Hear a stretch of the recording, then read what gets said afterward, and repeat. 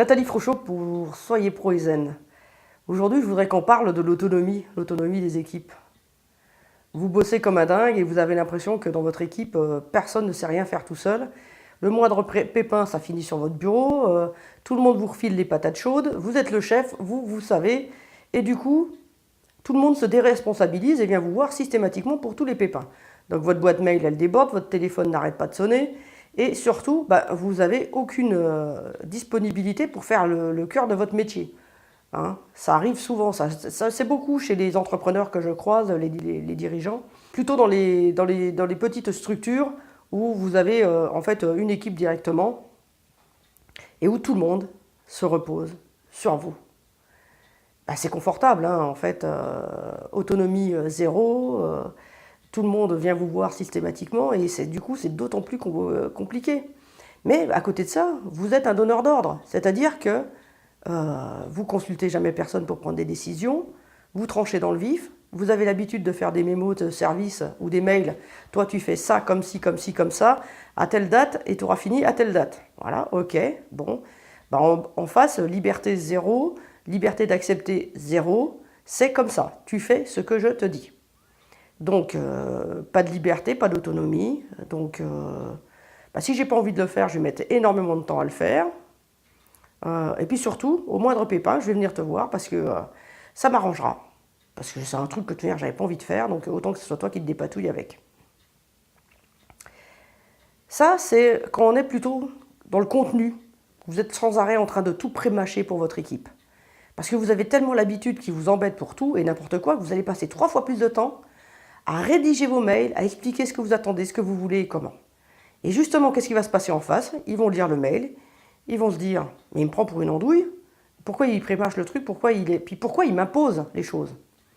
Et en fait, je retrouve des dirigeants, moi, des entrepreneurs qui reçoivent 200, 300 mails par jour de leur équipe et qui ne savent pas comment s'en sortir, comment faire. Il faut développer l'autonomie. Il faut travailler sur vos processus et arrêter de bosser sur le contenu. Le contenu, c'est toi, tu fais ça comme ci, comme ça. C'est le QQO, QCP qu'on appelle en organisation. Qui fait quoi, où, comment, combien, pourquoi. C'est bien quand on est en réunion et que tout le monde s'est mis d'accord et de définir, de mettre un QQO, QCP en place. C'est pas super de le faire tout seul dans son coin et de l'imposer aux autres. Parce que là, l'autonomie, elle prend un coup, la liberté aussi. Enfin bon, la motivation des collaborateurs, elle peut ne pas y être du tout, du tout, du tout, du tout. Donc, bossez sur vos processus. C'est quoi le processus? C'est simplement, vous allez commencer à mettre en place des réunions, discuter des problèmes, des choses avec tout le monde, passer 20% sur le passé et 80% sur l'avenir. Vous allez bosser avec eux et essayer d'avoir à chaque fois leur assentiment. Donc, c'est pas je fais une réunion et je leur dis ce qu'on va faire et ils ont intérêt d'être d'accord. C'est je fais une réunion, nous discutons, je vous écoute et nous prenons des décisions ensemble. Et j'accepte que parfois la décision que j'aurais prise n'est pas la meilleure. Et parfois, la mienne, c'est la meilleure. Et certaines fois, je n'ai pas le choix, je l'impose. Mais c'est 1 sur 10. Les 9 autres, elles viennent de votre équipe. Elle est acceptée, validée. Et du coup, la motivation pour faire le travail est tout de suite meilleure. En termes de délégation, vous progressez. Quand est-ce que votre équipe va venir vous voir maintenant? Quand ils vont tomber sur des problèmes qui sortent de leur mode de fonctionnement habituel, de leurs compétences et de leur zone de travail usuelle. Nous, en coaching, on appelle ça, quand je fais du coaching, mes clients, souvent ils signent en imaginant que je vais faire de la formation, que je vais leur donner ce qu'on appelle du poisson, que je vais leur donner des informations, que je vais les former. Moi, j'ai besoin effectivement de les former un tout petit peu, mais j'ai découvert que le coaching, c'était pas ça. Parce que moi aussi, quand j'ai commencé ma formation de coach, c'était pas forcément très très clair qu'est-ce que ça pouvait être le boulot de coach. Le boulot de coach, il est là pour tirer le meilleur de chacun. Donc, le meilleur de chacun, c'est pas moi qui vais vous dicter les choses. Mais par contre, j'ai besoin de vous faire progresser, de vous faire apprendre certaines choses. Et souvent, qu'est-ce qui va se passer? Dans 10% des cas, je vais vous apprendre des choses. Dans 90% des cas, je vais vous donner ce qu'on appelle des cannes à pêche. Je vais vous donner de l'autonomie et des moyens de trouver des solutions. Vous allez vous-même trouver les solutions qui vous conviennent, qui sont les meilleures pour vous, pour votre équipe, pour votre entreprise. Finalement, ce n'est pas compliqué l'autonomie et la motivation, mais il faut prendre les problématiques, il faut arrêter de prendre les problématiques côté contenu.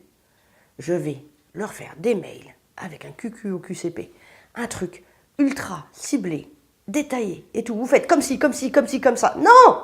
Là, on ne crée pas de l'autonomie, on ne crée pas de la motivation, on ne délègue pas. C'est pas déléguer, c'est donner un ordre. Déléguer, c'est tu vas t'occuper de ça, je ne sais pas comment tu vas faire, mais je te fais confiance. Maintenant, tu vas t'occuper de ça, si on en a discuté en réunion, on s'est mis d'accord sur comment on allait faire les choses. Et vous avez l'assentiment de la personne en face de vous. Il ne va pas faire n'importe quoi, n'importe comment. Les premiers temps, quand on commence à déléguer et qu'on n'a pas l'habitude, ça va donner lieu à des heurts, ça va donner lieu à des moments de tension.